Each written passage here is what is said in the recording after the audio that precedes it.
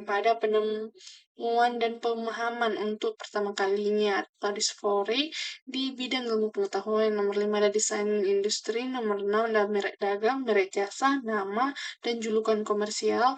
Nomor 7 ada perlindungan terhadap pesaing atau curang.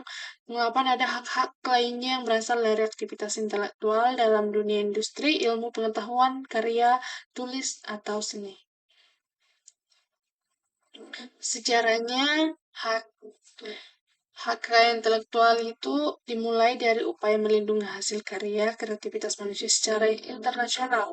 HKI berkembang sejak adanya hukum paten di Vanisia pada tahun 1470 dan hukum hak cipta pertama kali di Inggris tahun 1710.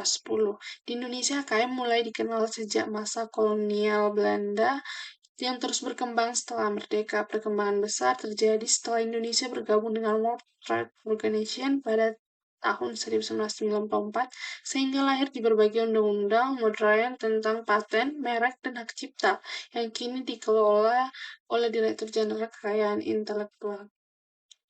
Selanjutnya ada landasan filosofi dari HKI.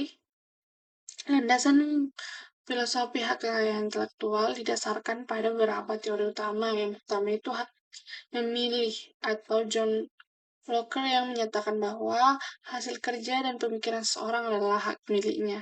Yang kedua, teori kepribadian dan Georg William yang memandang karya intelektual sebagai bagian dari kepribadian pencipta. Yang ketiga, ada teori insentif yang menentukan bahwa perlindungan HKI dapat mendorong inovasi kreatifikasi. Keempat, ada teori keadilan yang menegaskan bahwa pencipta berhak mendapatkan perlindungan dan manfaat atas hasil karyanya.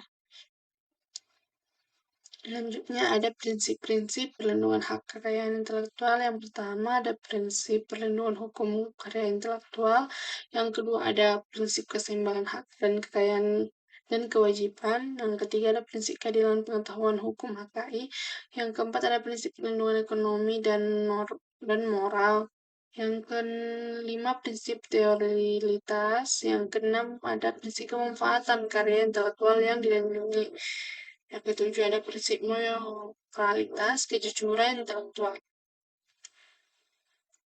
Intelektual itu berperan sebagai alat persaing, dagang, alat pendorong kemajuan iptek dengan inovasi baru yang dapat diindustriasikan dan alat meningkatkan kesejahteraan perekonomian masyarakat. Dengan fungsinya dapat mengetahui informasi yang melihat perkembangan sebagai besar pengetahuan dan teknologi baru, serta perlindungan pada karya intelektual terhadap penggunaan tidak sah oleh pihak ketiga. Kemudian ada konversi internasional dan konversi.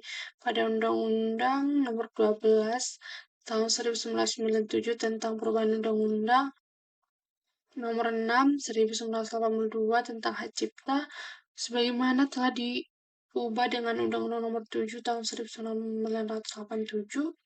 Dalam waktu dekat, undang-undang ini direvisi untuk mengakomodasikan perkembangan modern di bidang hak cipta.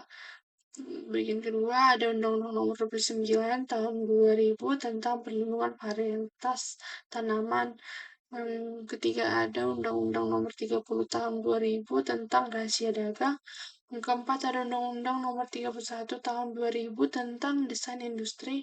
Yang kelima ada Undang-Undang Nomor 32 Tahun 2000 tentang desain tata letak sirkuit terpadu. Selanjutnya ada Undang-Undang Nomor 14 Tahun 2001 tentang paten atau Undang-Undang Paten. Dan yang terakhir ada Undang-Undang Nomor 15 Tahun 2001 tentang merek.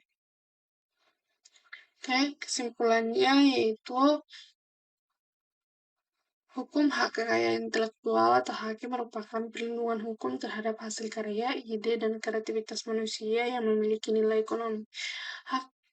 HKI berperan penting dalam memberikan kepastian hukum kepada penciptanya atau pemegang hak agar karyanya tidak digunakan atau ditiru atau diperjualbelikan tanpa izin.